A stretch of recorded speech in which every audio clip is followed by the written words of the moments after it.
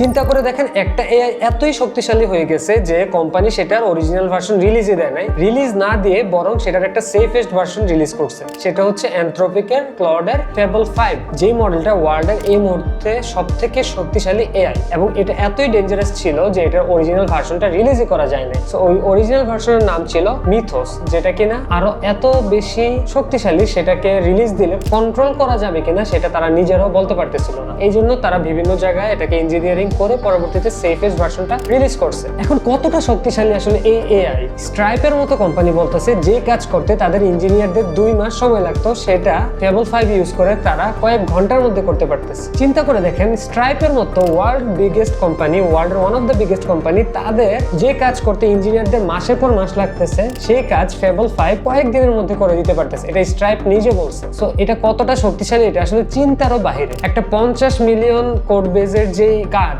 সেটা যেটা করতে 2 মাসের মতো সময় লাগতো, সেটা সে একদিনের মধ্যে শেষ করে দিচ্ছে। এমনকি আগের ক্লড যে আলাদা টুল ইউজ করতো, সে সেটাও করে না, শুধুমাত্র স্ক্রিনশট দেখে সে পোকেমন গেম শেষ করে ফেলেছে। তবে অ্যানথ্রোপিক বলেছে এটা এতটা শক্তিশালী, এটা যদি আমরা মিস ইউজ করি, এটা দিয়ে আপনার কি করা যেতে পারে সেটা আসলে বলা অনেক কঠিন। তারা যেমন সন্দেহ করতেছে এটা দিয়ে সাইবার সিকিউরিটি থেকে শুরু করে সায়েন্টিফিক রিসার্চের মতো অনেক ক্ষেত্রে অপব্যবহার হতে পারে। সো এআই এমন একটা সময় চলে আসছে, এআই এখন শুধুমাত্র যে প্যারাগ্রাফ লেখা, ছবি বানানো, তার মধ্যে সীমাবদ্ধ নাই। এটা এত ইনসেন লেভেলে চলে যেতেছে, সামনের সময়গুলোতে কি হবে এটা আসলে আমরা চিন্তা করেও বুঝতে পারতেছি না।